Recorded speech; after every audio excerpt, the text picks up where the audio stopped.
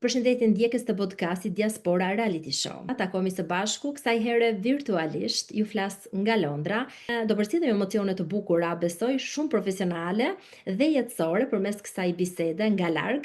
Është vetëm 17 vjeçe, por që ka ëndra shumë të mëdha dhe është një vajzë e cila aspiron për të bërë një modele shumë e njohur. Ajo është Roxhersa Ocka dhe është korçare me origjinë, por është edhe gjysëm tropojane. Do të na tregojë më shumë detaje edhe për origjinën e saj. E kam të ftuar në këtë podcast sot për të ndarë me neve ambicjet e saj profesionale dhe sidomos në fushën e modelingut, pasi ajo ka arritur që të bëhet pjesë e pasarelës Fashion Week Milano në 2024 dhe në 2025, ku ajo ka sfiluar për brendet më të njohura botërore. Fillimisht dua ta përshëndes Roxhersën. Mirëmbrëma, mirë se erdhën në podcastin tim. Mirëmbrëma, faleminderit për ftesën. Kënaqësi për mua. Roxhersa, je vetëm 17 vjeçë, por që ke arritur të shkelësh një nga pasarelat më të njohura, Fashion Week Milano, dhe këtu ka nisur e gjithë rrugtimi jot i parë profesional, apo jo? Na trego pak si arrite aty. Atëherë, në shkollën time, në gjimnazin Ibrahim Rogova, në bashkëpunim me La Grif Academy, që të gjitha modelet studiojnë në Itali, zgjodhen disa vajza nga shkolla jon për të qenë modele profesioniste, dhe unë isha një ndër to. Duke ndjekur shkollën gati për një vit dhe në fund studiova për një vit. Po, unë isha një nga më të përzgjedhurat tek shkolla, vazhdova dhe studiova të gjitha ecjet, një nga ecjet më të veçanta që është Horsewalk dhe Prada, gjithashtu dhe Catwalk, për të mësuar sa më mirë dhe për të shkëlqyer sa më shumë në skenat e Milanos, në Itali. Unë të përgëzoj shumë për këtë angazhim tëndin profesional. Roxhi, të thrasin për shkurt, Roxhersa? Po, Roxhersa, Roxy, kam sinonim nga Akademia Italiane La Grif Academy. Roxy është sinonim për rock, do me thënë gur i fort. Wow, dhe prandaj besoj që kjo lidhet shumë edhe me personalitetin tënd, si një vajzë shumë e zgjuar. Kur morët vesh që do ishit pjesë e Fashion Week Milano, si u ndjet në ato momente? Emocione, normalisht, duke ditur që do sfiloja në Milano, ishte një gjë e madhe, pasi të gjitha modelet e famshme aty kanë hedhur hapat e tyre të para. Vërtet ndjeva një emocion, thash, wow, unë po ja dal mban. 16 vjeçe, 15-16 vjeçe që të hypja në skenën e Milanos, ishte diçka si përgjegjësi mbi mua normalisht. Absolutisht. Dhe besoj që ke ndjer emocione të shumta në momentin e parë kur je ngjitur në atë skenë të njohur botërisht, apo jo? Po. Në rregull, ke arritur ta menaxhosh mirë pjesën emocionale dhe për të qenë në nivelin e duhur profesional, besoj. Po, pasi aty duhet të dish të gjitha llojet e hecjeve, duhet të dish ta mbash veten, të kesh qëndrim. Emocionet duhet i zhdukësh normalisht, pasi kur je përballë kamerës do të duken vetëm emocionet. Një gjë që nuk duhet të ndodh. Duhet të jesh drejt për drejt, edhe thjesht të ecësh mos duke parë askund, as majtas apo djathtas. Vetëm te kamera ta kesh gjithë fokusin. Do doja shumë që të ftoja të gjithë ndjekësit e podcastit në këtë moment, ndjekësit e podcastit Diaspora Reality Show, që të ndjekin Roxhersën përmes këtij inserti që unë kam përgatitur për të. Është një insert që në pak sekonda keni mundësi që të njiheni me jetën profesionale, me arritjet e saj dhe momentet më të rëndësishme të karrierës saj si modele.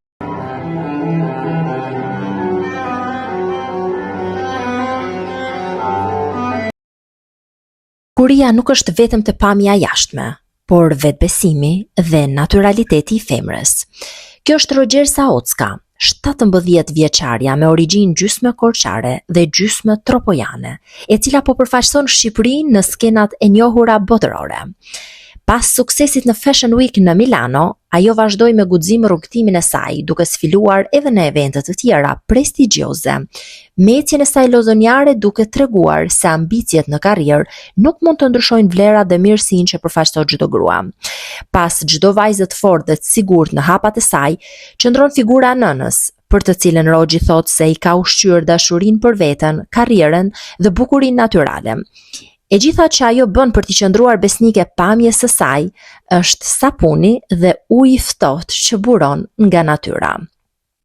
Të jesh një modele e suksesshme, mjafton gjatësia, eleganca, feminiliteti, zgjuarësia dhe mbi të gjitha, origjinaliteti pamjes dhe vlerave njerëzore. Ajo nuk beson te kremrat dhe që në këtë moshë fare të re, mendon që të shijosh çdo fazë të pamjes është privilegj. Për më shumë detaje rreth jetës së 17 vjeçares plot sharm dhe ambicie për jetën, ju ftoj të ndiqni intervistën në podcastin Diaspora Reality Show. Që vogël kisha shumë qef që të vishja rrobat e mamit, kapucët e mamit dhe të hesja nëpër shtëpi duke lyer me buskuq të kuq normalisht. Gjithë më thonin wow, thonin mama, Stiba dhe prindërve të mi, thonin wow, kjo vajzë ka vërtet talent për këtë gjë. Dhe avash duke dëgjuar dhe të tjerë, duke më bërë komplimente, duke parë që edhe unë isha në rregull për atë punë, që kisha tamam vrull, pa emocione për diçka të tillë, i thash, kjo jam unë, kjo jam vetvetja, për këtë gjë kam lindur dhe këtë do vazhdoj. Kush të ka mbështetur në këtë rrugtim më shumë? Prindrit e mi, mami im, që më ka mbështetur shumë në të gjitha aspektet, më ka ndihmuar në të gjitha gjërat. Më ka dhënë mbështetje emocionale, mbështetje financiare normalisht. Në të gjitha mbështetjet, atë kam pasur my number one hero, heroina ime numër 1. E dua shumë.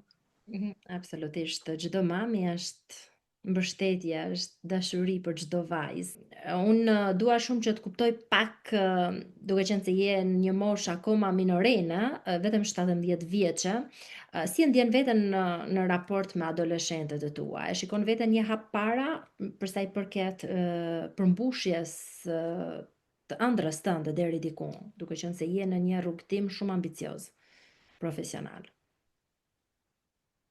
Të gjithë të tjerë, të gjithë kanë ëndrat e tyre, pavarësisht se a kanë mundësinë t'i realizojnë apo dhe a mund t'i realizojnë.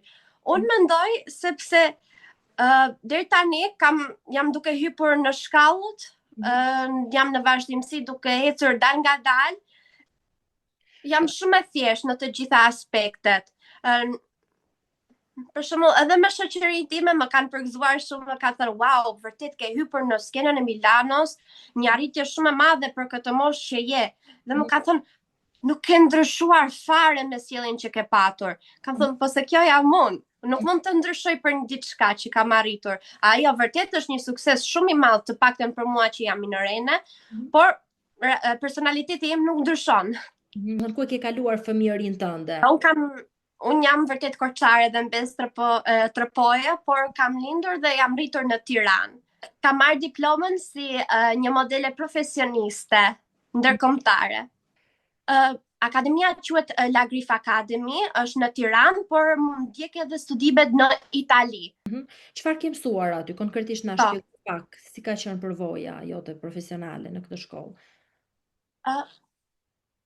Pikë pari, administratorja jon Estelakoni, na ka mësuar që ne të jemi vetvetja, normalisht na ka mësuar që të gjitha ecjet e ndryshme, një ndër to që unë vërtet e kam shumë pasion, është catwalk. Edhe horsewalk, nga që të dyja ndryshojnë, catwalk është pak më ecje macje, pak një gjë më e qetë, një më lëzonjare, ndërsa horsewalk është kur ti tregon vërtet se sa egër je. Se sa mund ti të sundosh në skenë. Po. Por duke na ka thënë që ju secila keni personalitetin tuaj. Duhet të mësoni edhe ecjen tuaj, duhet ta gjeni vetveten. Kemi bërë shumë prova për të gjetur vetveten, dhe unë kam gjetur vetveten të një ecje shumë lëzënjare. Catwalk. E qartë. Pra, se po na tregon pak për për gjuhën profesionale të modelingut, gjë që nuk Po, kemi shumë informacion dhe për ata që na ndjekin besoj, por për të gjitha ato vajzat të reja që duan të bëhen pjesë e modës, besoj që do të dëgjojnë më shumë vëmendje në këtë intervistë, pasi janë kurreshtar për të mësuar dhe për të kuptuar më shumë. Pse përgjithsisht vajzat zgjedhin të modelingun? Çfarë ka të bukur ky profesion? profesioni i modelingut është ku ti vërtet mund të shfaqësh vetveten, të tregosh elegancën tënde dhe të gjitha femrat dhe vajzat besoj se dua ta tregojnë këtë elegancën, dua të tregojnë personalitetin e tyre pavarësisht se personaliteti i tyre mund të jetë pakës e i egër, pakës e lezonjare, paksa i qetë. Dhe për të treguar tiparet e tyre normalisht, do të jesh sa më e qetë, pa emocione. Sigurisht, do të pyes pak, duke qenë se një vajzë e bukur sikur ti dhe shumë vajza tjera të bukura, sepse vajzat shqiptare në përgjithësi janë të bukura. Cilat janë avantazhet dhe disavantazhet e të qenurit në qendër të vëmendjes? Avantazhet është që ti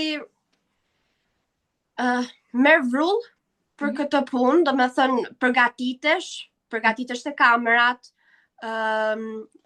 ndjesh e bukur, ndjesh në qendër të vëmendjes, humbet privatësinë, sepse gjithmonë kamerat do të ndjekin,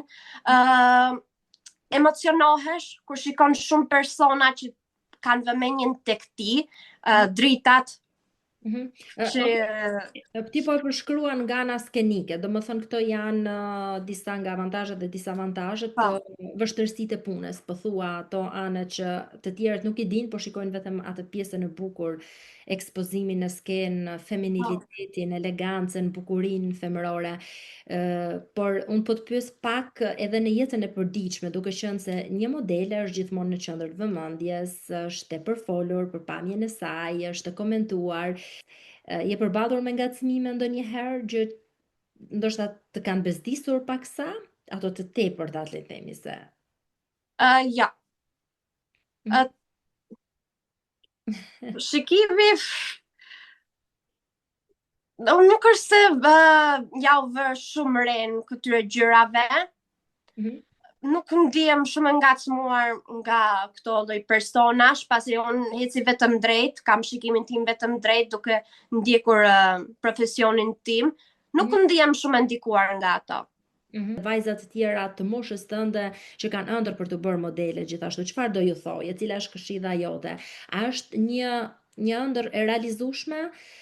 Cilat janë kriteret për të bërë pjesë e modelingut dhe këmbgulni, kur mos u dorëzoni në hapat e para.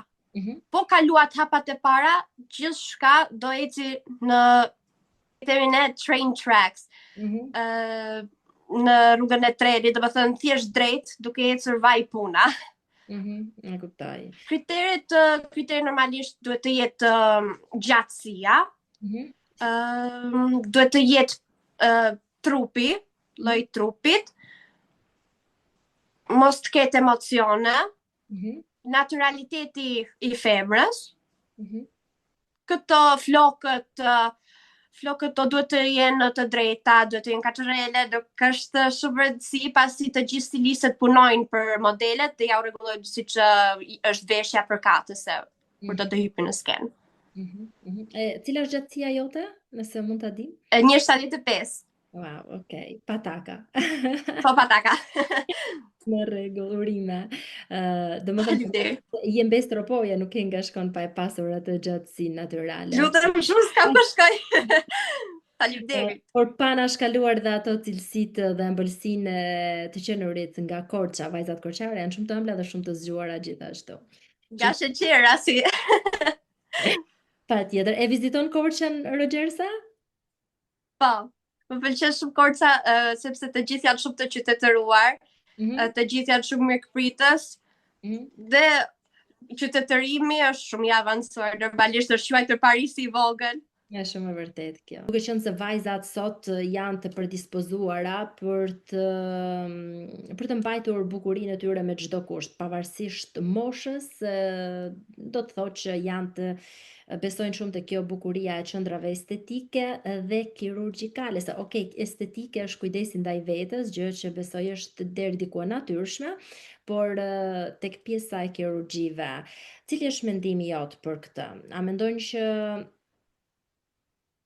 je dakord? Ajo është zgjedhja e tyre normalisht, ne njerëzit nuk mund t'ju ndërhyjmë në për punët e tyre, por në anën e modelingut duhet të jenë sa më natyrale. Do të jetë naturaliteti i femrës, pavarësisht se a buzët i ka shumë të holla, a mund ta ketë hundën shumë të madhe, secila prej tyre e karakteristikave të fytyrës së tyre kanë një bukuri të veten.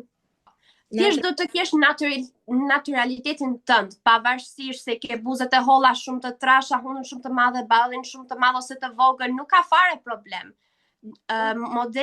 Modelingu normalisht i duhet vetëm naturaliteti i tyre, i femrës. Nuk ka rëndësi. Thjesht nuk pëlqet shumë. Do më thënë, çfarë vlerësohet kur një femër zgjidhet më e bukur, a zgjidhet sepse është më e bukura për pamjen e saj fizike, apo integrohen dhe karakteristika tjera? Kriteri i parë është trupi. Pra më shumë kultura, okay. Naturaliteti, kjo është numër 1, përgatitja e komunikimit, intelekti, po. Këto janë kriteret bazë. Do të ketë mendimet sa më të zhvilluara, do të di edhe një gjuhë të dytë. A ke ndjerë ndonjëherë presion për pamjen, për peshën? Kur, deri tani në këtë momente jo. Si është dita një modeleje?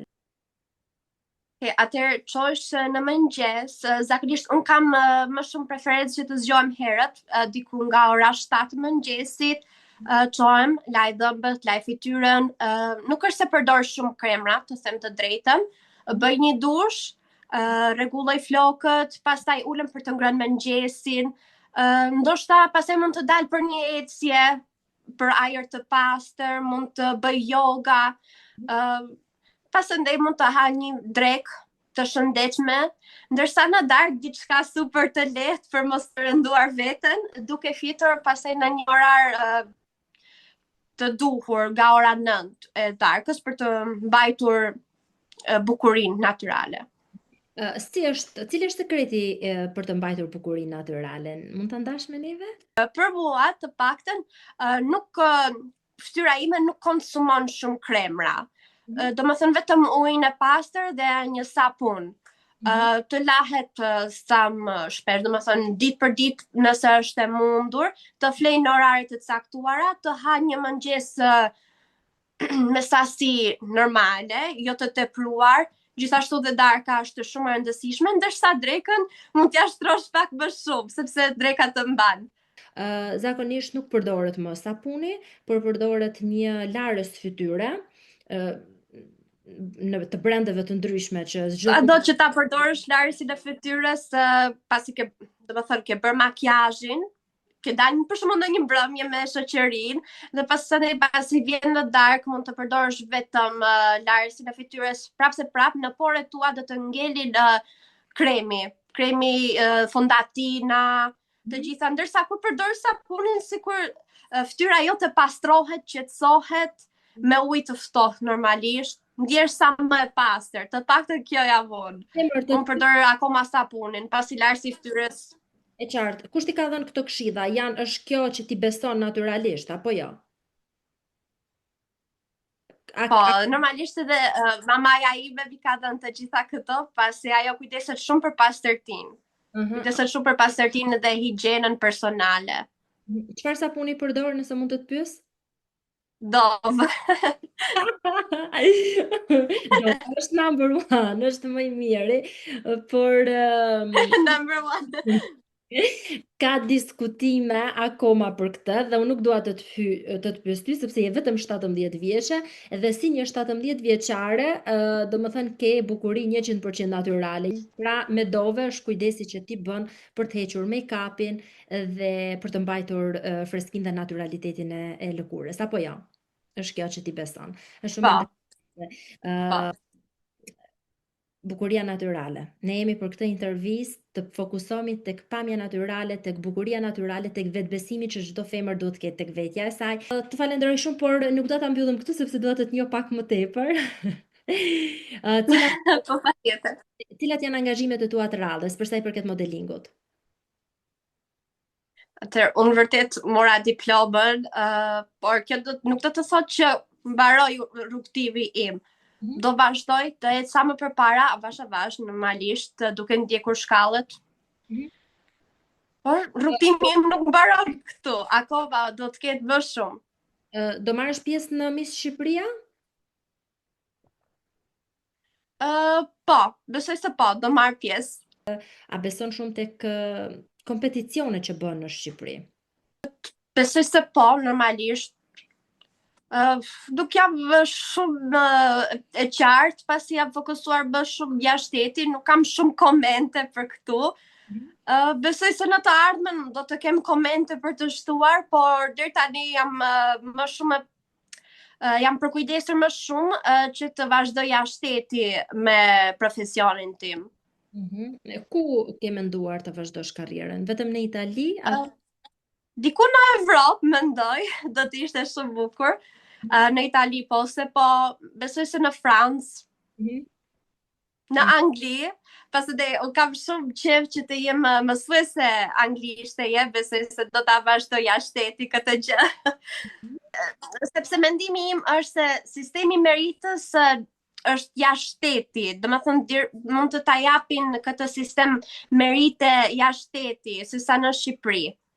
E kuptova qartë dhe besoj që shqetësimi jot është krejtësisht i natyrshëm. Çdo kush do ta kërkonte për të qenë sigurt, për të pasur një të ardhmë pak më premtuese. Gjithsesi, më the pak që ke rrethin tënd familjar, aty ke gjyshurit. Qa moshe i ke gjyshurit dhe si është marrëdhënia jote? Kam një gjyshe, gjyshe ime më e mirë që më ka ndetur afër dhe më ka rritur në çfarë do lloj kushtesh në naive, quaj Gjvahire ka emrin. Atë e dua shumë. Ndan kohë me gjyshurit, a mendon që duhet gjetur pak kohë? Po, patjetër që po. Unë me gjyshën time, për shembull nga ana mamet, kam shumë lidhje me të, vërtet. Është sikur ta kisha motër. Më shumë se sa nën. Me mamin tim, po se po, normalisht e kam si motër. Për çdo shqetësim që kam, ajo gjendet pranë meje, në çfarë do lloj rasti. Nuk më lën kurr vetëm. Kujt do t'i dërgoj një mesazh publik tani? Që je vërtet mirënjohës ose edhe që të mungon, ndoshta e ke larg? Mesazhi im për të gjitha femrat që po ndjekin këtë podcast është bukuria më e vërtetë është të jesh vetvetja, mos ndrysho për askënd, duaja veten dhe natyrën tënde. Ndërsa për dikë që vërtet e kam të zemrës është mamaja ime që më ka qëndruar për gjithçka. Më ka qëndruar shumë pranë, më ka dashur në çfarë do lloj momenti. Nuk më ka gjykuar për asnjë lloj gjëje që mund të kem bërë ose mund të kem thënë dhe patjetër që me mundësitë e mia në të ardhmen dua që ta ndihmoj sa më shumë dhe t'ja kthej mirësjelljen që më ka dhënë mua. Nuk shkon një ditë pa i thënë të gjitha gjërat që ka ndodhur për shembull në shkollë, të paktën me mua mund të më pyesë mami si ja kalove ditën, unë do i them të gjitha, i them ja kalova shumë bukur, mora një notë të mirë, realisht. Përpiqem sa më shumë që të mësoj në shkollë që ta bëj mamin tim të ndjehet sa më krenare. Faleminderit që i besove dhe i ndave gjitha për podcastin Diaspora Reality Show. Ishim në një lidhje Skype me Rogersa Ocka, Londër Tiranë sot, ajo çka është më rëndësishme për çdo femër është vetbesimi tek vetja dhe ta doj veten ashtu siç është dhe të besoj tek sukseset e saj me atë pamje që Zoti i ka dhënë çdo femre. Dhe mbi gjitha besoj zgjuarësia është shumë e rëndësishme, është pjekuria dhe dashuria për veten, për jetën, për njerëzit, për çdo gjë që e rrethon. Dhe Rogjersa është një shembull pozitiv i këtij mesazhi shumë frymëzues. Rogjersa, të përqafoj nga Londra zemër, të uroj suksese. Shumë faleminderit për këtë podcast, ju falenderoj nga zemra. Dua të ndahem këtu dhe me ndjekësit e podcastit tim Diaspora Reality Show. Faleminderit që po na ndiqni përmes kësaj lidhje virtuale. Mos harroni të bëni subscribe në kanalin tim në YouTube channel dhe mezi pres t'ju takoj në videot e radhës. Deri atëherë, të kaloni sa më bukur.